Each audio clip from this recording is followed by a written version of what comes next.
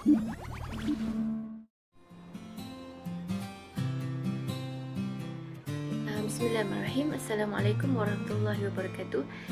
Today for this monologue presentation, I will talk on about one of the greatest Islamic scholar named Ibn Khaldun. Inshallah, we will see through his economic thoughts and see how it differs or similar to other conventional scholars that also talks on about economics. It will be brief, short and nice inshallah. But to begin, we will not go straight into the main character Ibn Khaldun. Instead, let's talk on about some conventional scholar who surely has big name in the economics world. Okay, so if we study history of economics, politics, or sociology or philosophy, one of the famous name that we will likely to hear is Adam Smith, the man known as the father of modern economics. He is born in 1723 in Scotland. Smith's most famous work, The Wealth of Nation, which reflects on the power of free market, in which a countless of economies that many countries opted for at the time. In a mercantilist economy, a country takes a strong hand in business of their citizens, limiting trading with other nations, monopolizing business and heavily subsidizing business and promoting colonial expansion. Adam Smith said that such wide intervention of the state level was not only unnecessary but hurtful to countries' economies and in the wealth of nation. Smith used the metaphor of the invisible hand of the market to show how, if left to its own devices, a market corrects itself, leading to growth, and that it needs the driving force for wealth creation. Hence, the government should have a fair attitude towards business.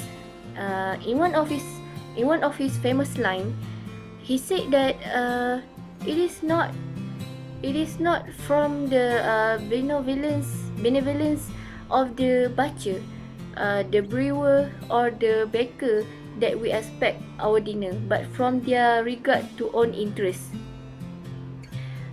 He advocate the division of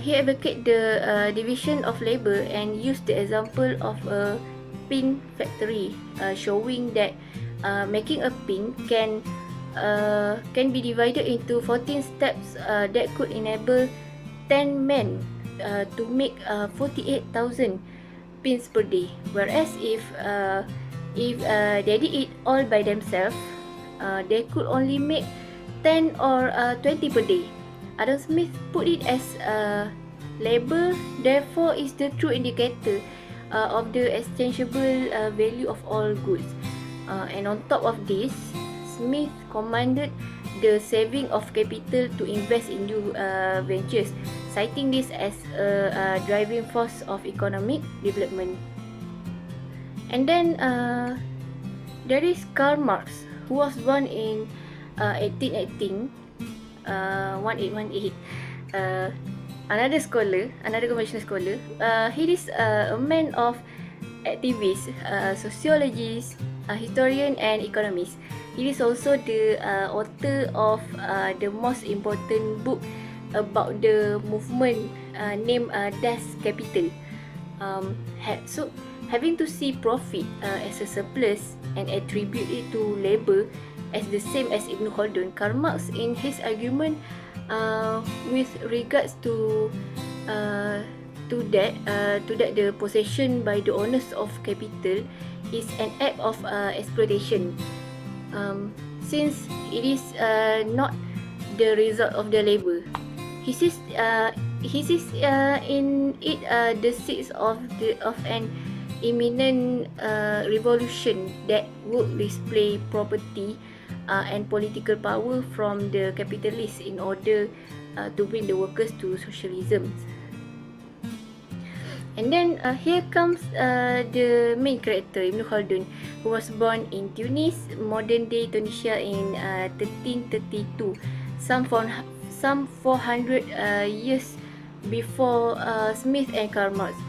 He is a historian, sociologist and demography of the 14th century. Ibn Khaldun was one of the most respected and influential scholar of the Middle Age. His most well-known work named the al-Muqaddimah, which is a masterpiece text that some says that it is the first attempt at a philosophy of history. It deals with Islamic theology, science, history, sociology, and economics.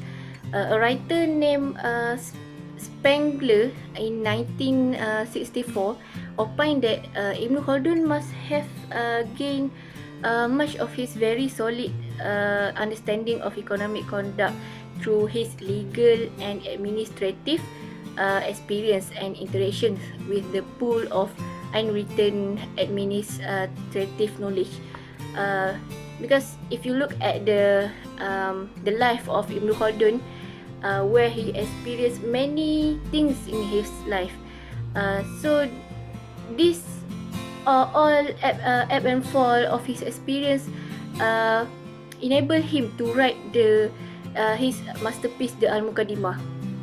And then not only did Ibn Khaldun plan the germinating seeds of classical economics, be it in production, supply, or expense, but he also pioneered the cornerstone of modern economic theory in consumption, demand, and utility.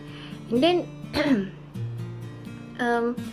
then the similarities between Smith and Ibn Khaldun were striking. Like Smith, Ibn Khaldun points to labor, not gold or silver, as the source of wealth and advocates for the division of labor. In the same way as Smith, he said that when 6 or 10 persons, including a smith and a carpenter to make tools, and others who are in charge of the oxen, the plowing of the soil and harvesting of the ripe grain, and all the other agricultural activities, undertake to obtain their food and work toward that purpose, either separately or collectively, and thus obtain through their labor a certain amount of food. That amount will be food for a number of people, many times their own. The combined labor produce more than the needs and necessities of the workers. That's a quotation. Okay. Ibn Khaldun likewise attribute the wealth of individuals to the value derived from their work. And then talking about supply and demand, Ibn Khaldun said that when goods are few and rare, their price go up. And on the other hand, when there are many goods transported, they will be fine in large quantities, and the price will go down. He also sees that the government imposed and taxation as an act of appropriating that which belongs to labor, different from Karl Marx, and this he introducing the concept of profit sharings. So what can I conclude?